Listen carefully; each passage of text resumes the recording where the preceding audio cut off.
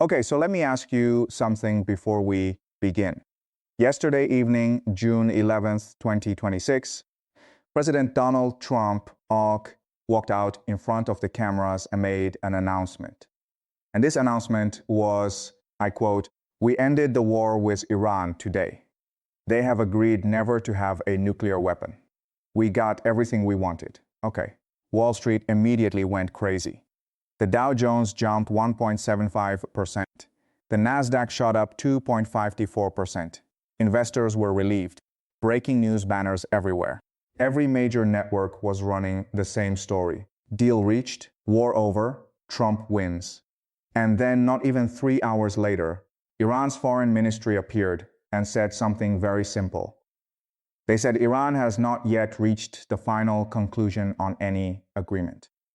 Okay, now here is the part one really want you to sit with. This is not the first time this has happened.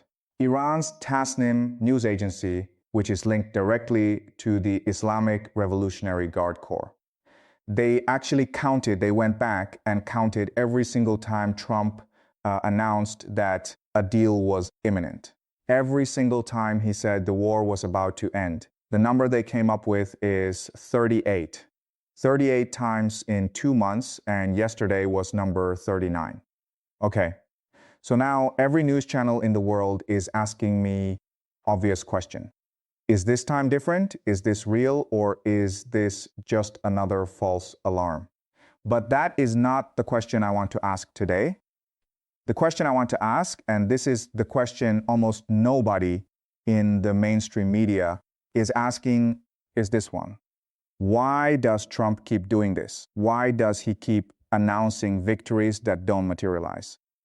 And more importantly, why does Iran keep letting him do it? Why don't they just shut it down completely? Because here is what I want to argue to you today. And I want you to really pay attention because this is going to change how you look at this entire conflict. What is happening between the United States and Iran right now is not primarily a military war, okay? The bombs and the drones and the naval blockades, those are real, but they are not where this war is actually being decided. This war is being decided on a battlefield that most military analysts don't have a map for. A battlefield with no missiles, no aircraft carriers, no radar systems. The battlefield is the human mind. And in the next 20 minutes, I'm going to show you exactly how Iran, a nation with a fraction of America's military budget, is fighting and winning on that battlefield. And then I am going to show you the third player in this game, the one who isn't on the battlefield at all, the one who is just sitting quietly and collecting the money. All right, let's go. Okay, first thing I want to introduce a concept, and this concept is the key to understanding everything that is happening right now. I call it cognitive warfare. Now, what is cognitive warfare? Very simple idea. Instead of destroying your enemy's infrastructure, you destroy their will, you go after their beliefs, you go after their perception of reality. You make them believe something that is not entirely true, or you make them doubt something that is. Okay. And to understand why this is so powerful, I want you to think about something. You guys know Plato's cave, right? Plato's cave. Let me remind you. Plato asks you to imagine a cave. There is a blank wall in front of a group of prisoners. They are all chained. They cannot move. They cannot look behind them. Behind them, there is a great fire. And there are certain people, Plato just calls them they, who take shadows and project these shadows onto the wall, and the prisoners, because they have never seen anything else. They believe these shadows are reality itself. Okay, the shadows are their world. The shadows are what they name things after. The shadows are what they build their entire understanding of life around. Now, the question Plato is asking, and this is the important question, is who controls the shadows? Who decides what the prisoners see? In the context of modern geopolitics, the answer has always been governments and mainstream media. The White House issues a statement. CNN runs the story. The public believes it. That is how the system has operated for decades. But here is what Iran figured out. And this is genuinely fascinating. With the rise of social media and artificial intelligence, for the first time in human history, a smaller, militarily weaker nation can project its own shadows directly onto the wall of its enemy's cave without a single missile. Okay, does that make sense? What Iran is doing is not trying to defeat the American military. That is not their goal. Their goal is to defeat the will of the American people. To make Americans believe this war cannot be won. To make Americans tired. To make Americans turn to their government and say, why are we still here? What are we doing? This is not worth it. And if they succeed at that, then they don't need to shoot down a single F-35. The American people will force their own government to withdraw. That is cognitive warfare, and it is the most sophisticated form of war being fought in the world today. Okay, so how exactly is Iran doing this? What are the actual weapons? Weapon number one, and I want you to really pay attention to this one because this is genuinely new in human history. The weapon is generative AI and deepfakes. All right, the cyber warfare unit of the Islamic Revolutionary Guard Corps, the IRGC, has launched a large-scale cognitive campaign. And this campaign does not use bombs. It uses images. It uses video. Specifically, they have created and distributed AI-generated videos, completely fake, completely manufactured, with content like this. A nuclear mushroom cloud rising above an American city. American soldiers with their hands up surrendering to Iranian forces.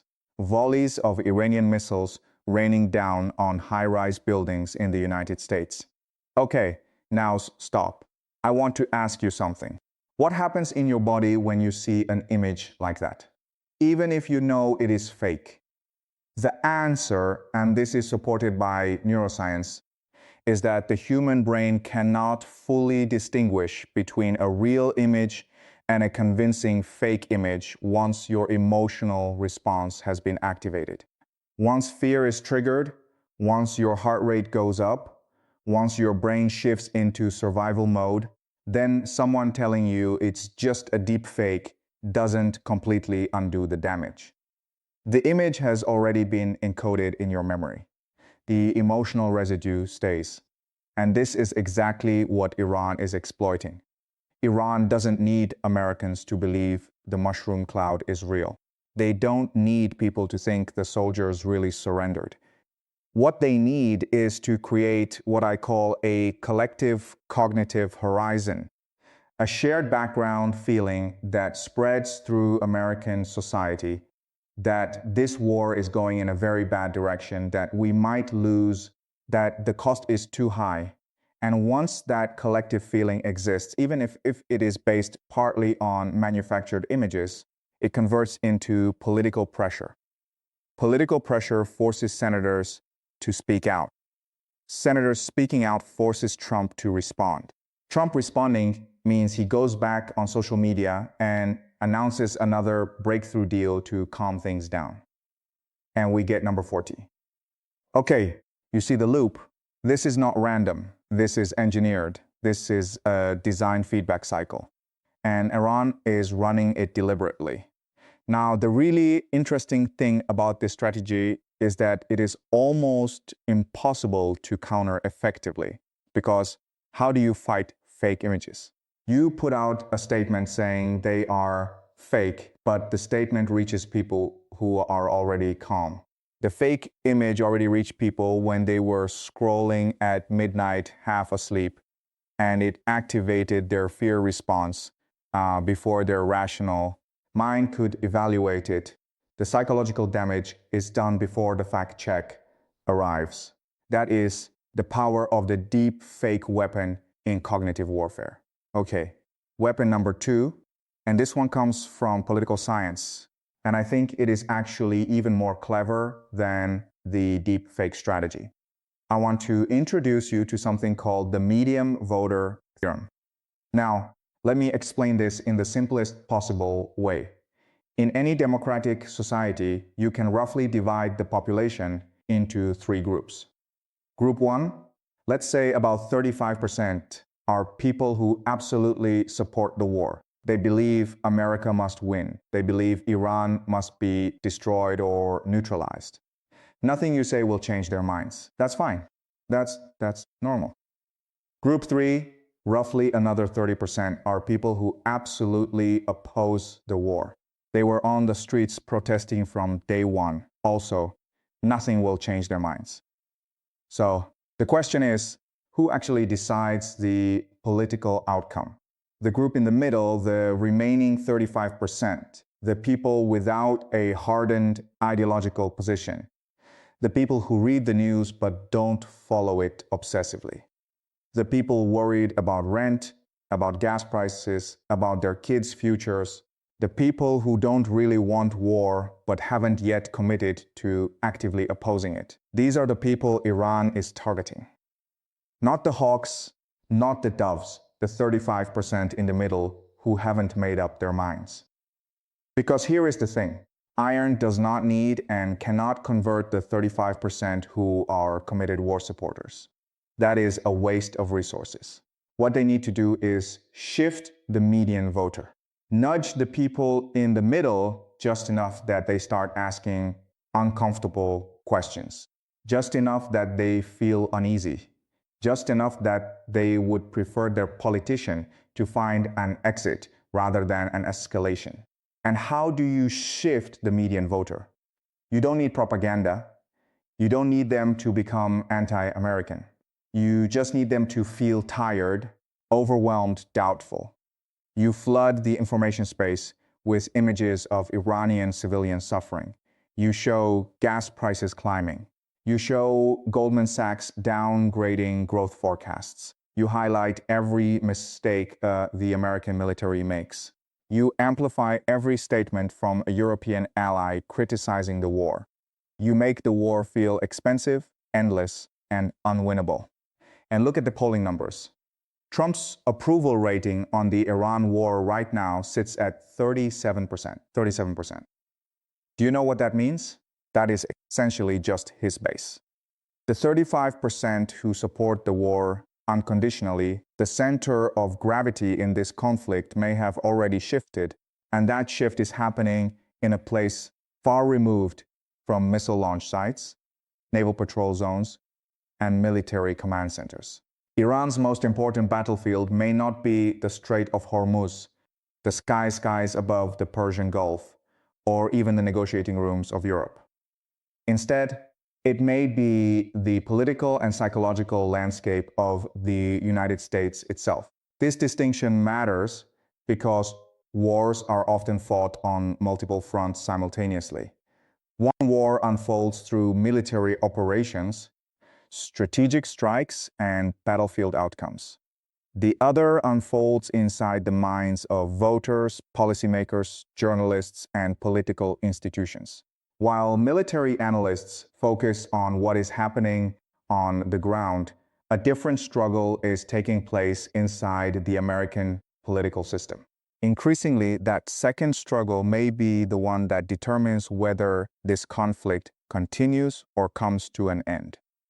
To understand how this works, we need to examine a concept that receives far less attention than missiles, sanctions, or troop movements, but may be equally important. Framing theory. In media studies, framing refers to the process through which events are interpreted and presented to the public. The raw facts of an event rarely determine public reaction by themselves. Instead, what matters is the narrative framework surrounding those facts. The same event can be described in entirely different ways, and each description can generate a completely different political response. Imagine a scenario in which American forces shoot down 2 Iranian drones near the Strait of Hormuz. From Washington's perspective, the incident can be framed as a defensive action taken against Iranian aggression and a necessary step to protect international shipping routes. From Tehran's perspective, exactly the same incident can be portrayed as an illegal provocation and a violation of international norms. The facts remain identical. The interpretation changes. And it is often the interpretation rather than the event itself that shapes public opinion. Historically, the United States has been particularly effective at what communication scholars call episodic framing. This approach focuses on specific events as they occur day by day. One day, the story is about a successful airstrike. The next day, it is about an intercepted missile. Then it becomes a seized shipment, a destroyed radar station, or a disrupted weapons network. Episodic framing creates a sense of momentum.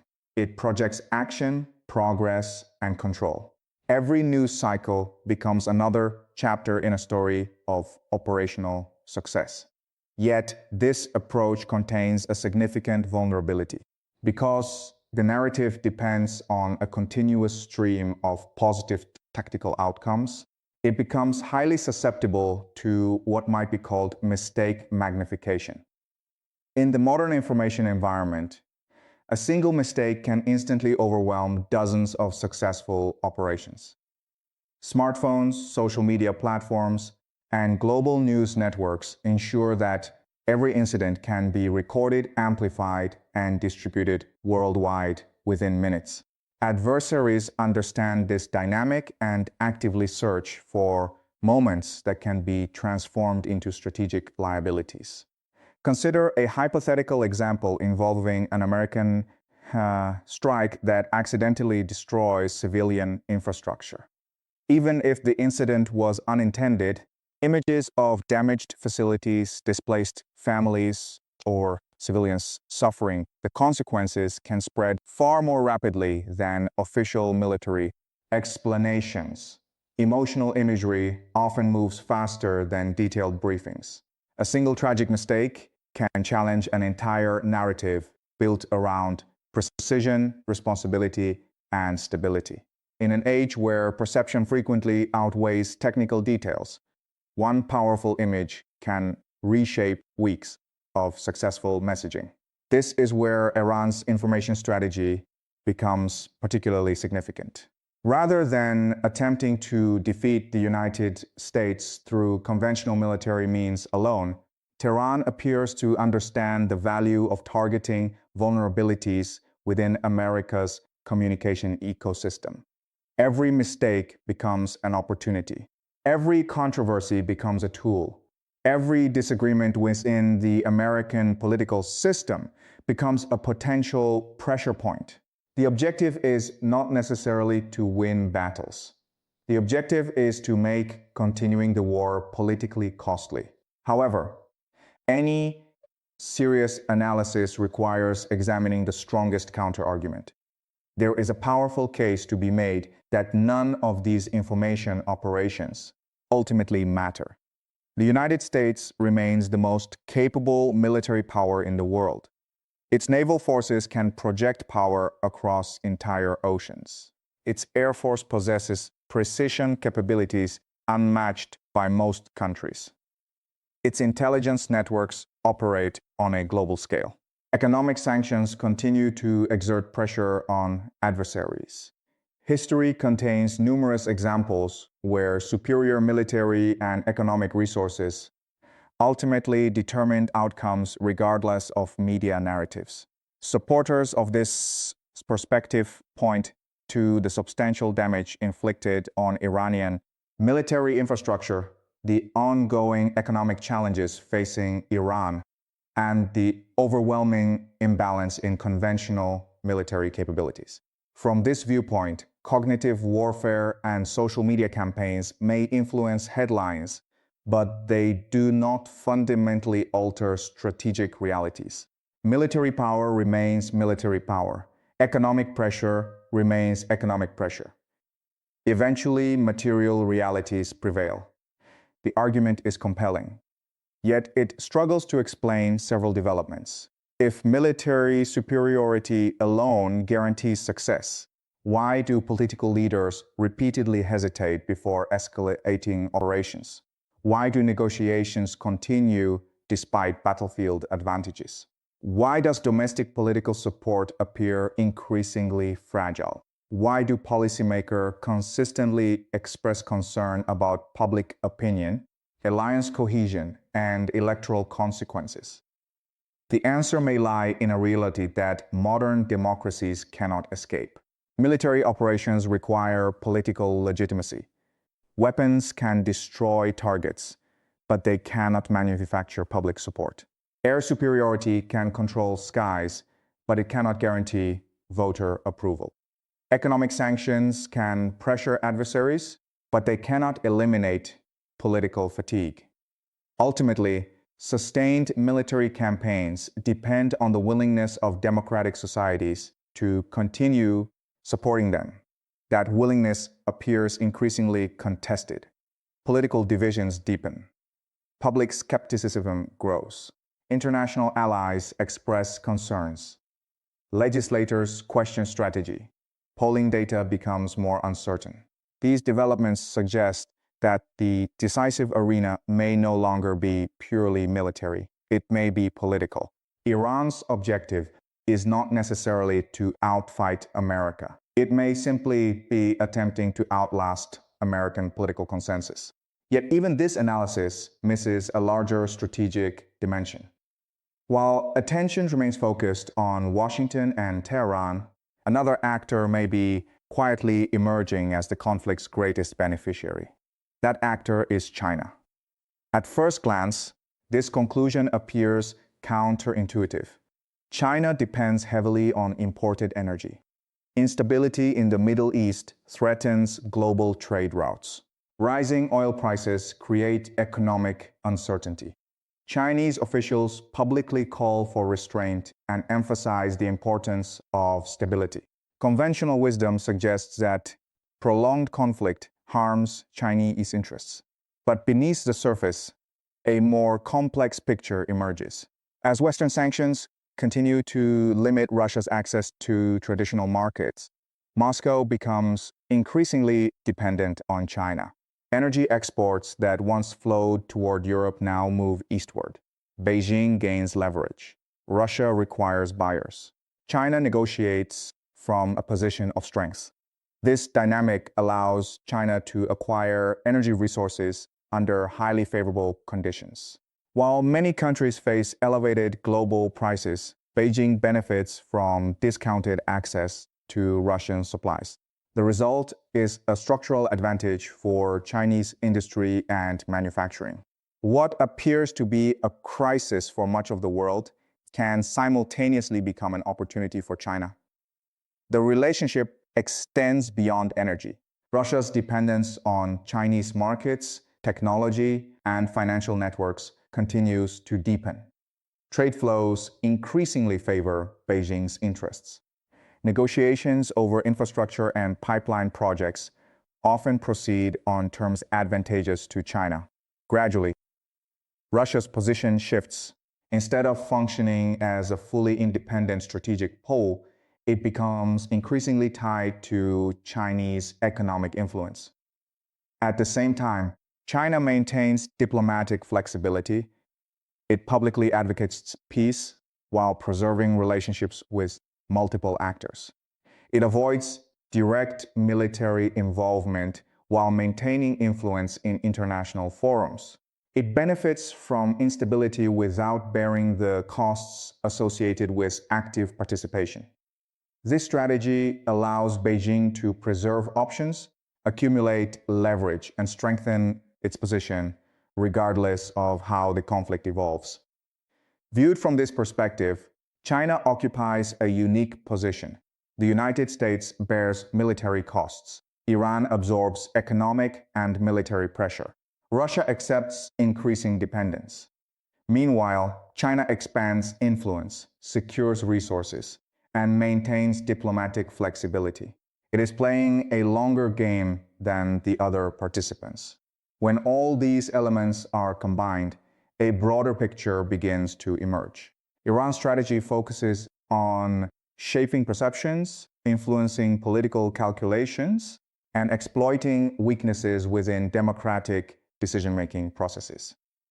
The United States relies on military and economic pressure, but faces growing challenges in maintaining political consensus.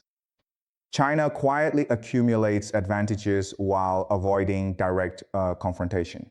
The coming days and weeks will reveal whether this interpretation is correct. Observers should watch negotiations closely. Any formal agreement, ceasefire extension, or memorandum of understanding may indicate that key actors believe they have achieved sufficient leverage. Delays could signal confidence that additional pressure will produce better outcomes.